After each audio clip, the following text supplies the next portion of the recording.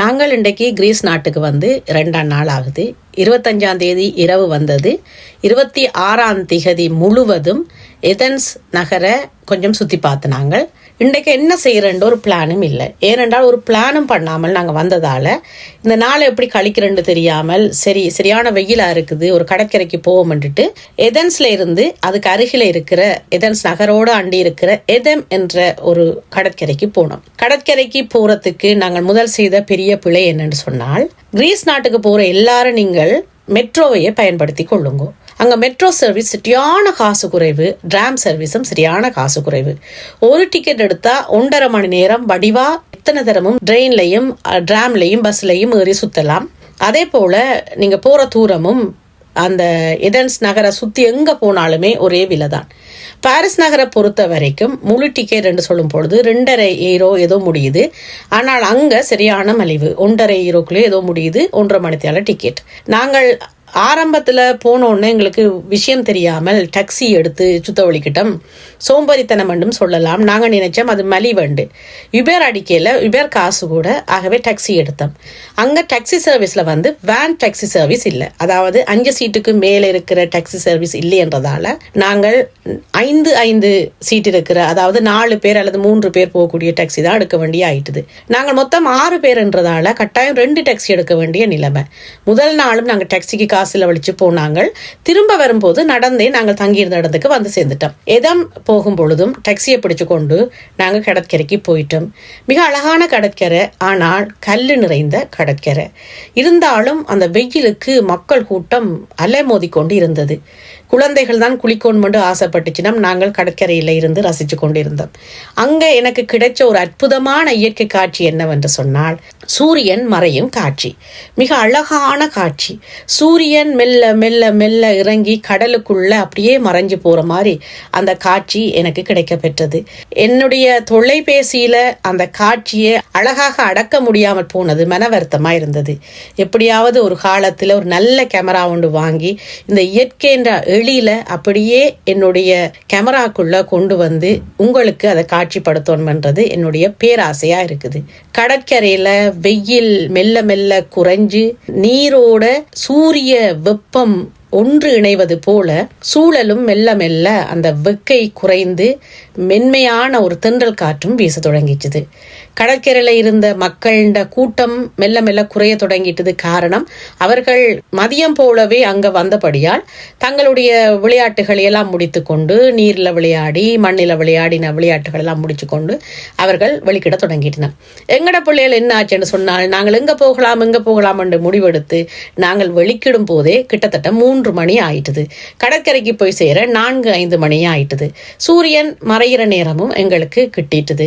இருந்தாலும் அந்த குளிர்ந்த நீர்ல பிள்ளைகள் எப்படியும் விளையாடிடத்தான் வேண்டும் என்ற ஒரு ஆவல்ல இறங்கி விளையாட தொடங்கிட்டினான். சரி, அவை விளையாடட்டும், நான் இந்த இயற்கை காட்சியை பார்த்து ரசிப்போம் என்று சொல்லி போட்டு ஒவ்வொரு மணி நேரமும் ஒவ்வொரு அரை மணி நேரமும் அந்த சூரிய மறைவை மெல்ல மெல்லமாக காட்சிப்படுத்தி கொண்டு இருந்தது. தொலைதூரங்கள்ல இருந்த வள்ளங்கள் எல்லாம் மிக அழகாக தென்பட்டது. தொலைபேசியில அந்த வள்ளங்கள் அழகுகள், அந்த தோணிகள் இருந்த அழகுகள் எல்லாம் சரியாக கொண்டு வர முடியல. இந்த கடற்கரையை அண்டித்தான் ஒரு துறைமுகமும் இருக்குது. ஆகவே அந்த துறைமுகத்தின் அருகிலையும் நிறைய வள்ளங்கள், தோணிகள், கப்பல்கள் எல்லாம் தரிக்கப்பட்டு தரிப்பிடமாக இருந்ததை பார்க்கக்கூடியதா இருந்தது. எந்த நாட்டுக்கு நாங்கள் போக முதலும் முக்கியமாக செய்ய வேண்டிய வேலை, நாங்கள் போன நாளிலிருந்து அல்லது போன அடுத்த நாளிலிருந்து எந்தெந்த இடங்களை நாங்கள் பார்க்கலாம், எவ்வளவு மணி நேரம் அதை பார்ப்பதற்கு எங்களுக்கு நேரம் ஒதுக்கப்பட வேண்டும் என்றதெல்லாம் குறிப்பெடுத்து கொண்டு போனால் நாங்கள் போற அந்த இடங்கள்ல நேரங்களை விரயம் பண்ணாமல் பயன்பாடாக செய்யலாம். ரெண்டாலும் நாங்கள் வெக்கேஷனுக்கு போறோம், எதுக்கு அவதி என்ற எண்ணப்பாடும் எனக்குள்ள இருக்குது. ஆகவே நாங்கள் இந்த கிரீஸ் நாட்டுக்கு 10 நாள் போயிருந்த நாங்கள் 1-2 நாட்கள் வேகமாக இடங்களை சுத்தி பார்க்க வேண்டி இருந்தது. பல நாட்கள் ஆறுதலாக, அமைதியாக, ஓய்வாக ஒவ்வொரு இடங்கள்லையும் ரசிச்சு போட்டு வந்தோம். கிரீஸ் நாடு உண்மையிலேயே ஒரு கோடைகால விடுமுறையை கழிக்கிறதுக்கு ஒரு அழகான நாடு. வெப்பமும் தாங்கக்கூடிய மாதிரி இருக்குது. ஏன்னு சொன்னால், கிரீஸ் நாட்டை சுற்றி கடல்கள் இருக்கிறபடியால் அந்த வெப்பத்தை ஓரளவு தாங்கக்கூடிய மாதிரி இருக்குது. அதோட போக்குவரத்து செலவும் சரியான குறைவு. நான் சொன்னது போல மெட்ரோ, பஸ், டிராம்வே இதுகளெல்லாம் பயன்படுத்தினோம் என்று சொன்னால் எங்களுடைய செலவை நல்லா மிச்சம் பிடிக்கலாம். அதை விட சிறப்பு என்னன்னு சொன்னால் அதென்ஸ் நகர்ல நீங்க தங்குவீங்களே ஆனால் அதென்ஸ் நகரை சுத்தி பார்க்கும் பொழுது நீங்கள் நடந்தே சுத்தி பார்க்கலாம். அவ்வளவு பெரிய தூரம் இல்லை. இன்னொரு விடயம் என்னவென்று சொன்னால் அதென்ஸ் நகர்ல இருக்கிற அந்த கோவில், அந்த கட்டடங்கள், மியூசியங்கள் எல்லாம் பார்க்கறதுக்கு ஒரே ஒரு டிக்கெட் தான். அது 5 யூரோவோ 15 யூரோவோ எனக்கு ஞாபகம் இல்லை. ஒரு டிக்கெட் வாங்கினீங்கள் என்று சொன்னால் கிட்டத்தட்ட 10 இடத்தை சுத்தி பார்க்கலாம். அந்த 10 இடத்தையும் ஒரே நாள்ல சுத்தி பார்க்கணுமா என்று சொன்னால் நிச்சயமாக இல்லை. அந்த 10 இடத்தையும் 5 நாட்கள் நீங்கள் வடிவாக சுத்தி பார்க்கலாம். ஆனால் ஒரு இடத்தை நீங்க ஒரு முறை தான் சென்று பார்க்கலாம். ஆகவே அந்த டிக்கெட்டை நீங்க எடுத்துக்கொண்டீங்க என்று சொன்னால் ஆறுதலாக அந்த இடங்கள்ல 5 நாட்களுக்குள்ள சுத்தி பார்க்கலாம். எங்களுக்கு இந்த விஷயம் தெரியாமல் நாங்கள் ஒரே நாள்ல சுத்தி பார்க்கணும் என்று சொல்லி போட்டு மலையுச்சியில போய் பழைய கோயில போய் பார்த்துட்டு வேகமாக இறங்கி ஓடி வந்து உடைஞ்ச லைப்ரரி, பழைய கோயில் என்ற பழைய ஊரையும் பார்த்து கொண்டு ஒவ்வொரு மியூசியங்களாக சுத்தி ஓடி வரும் பொழுது ஒரு மியூசியத்தின் வாயில இருந்த காவலாளி சொன்னார், 5 நாள் உங்களுக்கு இருக்குது. ஆகவே நீங்கள் ஆறுதலாக சுத்தி பார்க்கலாம். உங்களுக்கு நேரம் போதாம இருக்கிறதால இந்த மியூசியத்தை பார்க்கறதுக்கு உங்களுக்கு நேரம் காணாம இருக்குமெண்டு. ஆனாலும் நாங்கள் அடுத்த நாள் இன்னொரு தீவுக்கு பயணமாகணும் என்ற கட்டாயத்துல நாங்கள் அதை வேகமா பார்த்துட்டு வந்துட்டோம். கிரீஸ் நாட்டில நிறைய தீவுகள் இருக்குது. ஒவ்வொன்றும் ஒவ்வொரு விலைகளை கொண்ட தீவுகள். அதையும் நீங்கள் முன்கூட்டியே பார்த்து முன்பதிவு செய்துட்டு போனீங்கன்னு சொன்னால் இன்னும் இலகுவா இருக்கும். இணையத்துல முன்பதிவு செய்ய இருக்குன்னு சொன்னால் அதென்ஸ் நகர்லேயே நிறைய ஏஜென்சி, இந்த டிராவல் ஏஜென்சி இதுக்கான டிக்கெட்டை புக் பண்ணி கொடுக்கணும். ஆனால் கொஞ்சம் காசு கூட எடுப்பினோம். ஏன்னா அவர்களுடைய கமிஷனையும் சேர்த்து எடுப்பினோம். நாங்கள் கொஞ்சம் விலை குறைஞ்ச தீவுக்கு தான் போனாங்க. மிக அழகான தீவு. நாங்கள் சுத்தி பார்க்கறதுக்கு பெரிய விடயங்கள் இருக்கையில தீவுக்கு போகணும் என்றதுக்காகவே போனாங்களே ஒழிய அந்த தீவு விலை குறைவென்றதாலையும் நாங்கள் அதைத்தான் தேர்ந்தெடுத்தினாங்க. நாங்கள் 6 பேர். அப்ப விலை கூடின தீவுக்கெல்லாம் போக முடியாதுன்ற ஒரு கட்டாயமான நிலை. இன்னொன்று நாங்கள் போன தீவு உங்களுக்கு ஏற்கனவே பார்த்திருப்பீங்க, பிஸ்தாஷ் தோட்டம் இருக்கிற தீவு. ஏதோ ஒன்றை நாங்கள் பார்த்து ரசிக்கக்கூடிய மாதிரி அந்த தீவில் இருந்தது. மகிழ்ச்சி தான். அழகான கடல், பிஸ்தாஷ் தோட்டங்கள், அழகான தேவாலயம், இப்படியாக அந்த தீவு ஒரு அமைதியான நிலையில இருந்தது. நாங்கள் தங்க எடுத்துக்கொண்ட வீடும் விசாலமான வீடு என்று சொல்லலாம். நல்ல பெரிய வீடு. அதோட அந்த பல்கன்ல இருந்து பார்க்கும்போது ஒரு பக்கம் மலை, ஒரு பக்கம் கடல் என்று சொல்லி அழகான காட்சியும் இருந்தது. எனக்கு ஒரு மனக்கவலை என்னன்னு சொன்னால் அந்த பல்கனில இரவு நேரத்துல இருந்து அந்த 2 பக்கங்களையும் ரசிக்கிறதுக்கான நேரம் எங்களுக்கு போதாம இருந்தது. மற்றது அங்க தங்குறதுக்கும் கொஞ்சம் செலவு அதிகம் என்றதால 2 நாளைக்கு மேல நாங்கள் நிக்காமல் மறுபடியும் அதென்ஸ் நகரத்துக்கு வந்துட்டோம். உண்மையில கிரீஸ் ஒரு நல்ல அழகான நாடு. சுற்றி பார்க்கறதுக்கு பல இடங்கள் இருக்குது. கிட்டத்தட்ட எங்களோட இலங்கை போலதான் அந்த நாடு.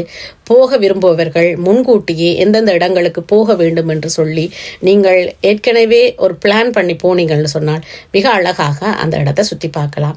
ஒரே ஒரு பிரச்சனை, உணவு. அங்க உணவு கொஞ்சம் விலை அதிகமா இருக்குது.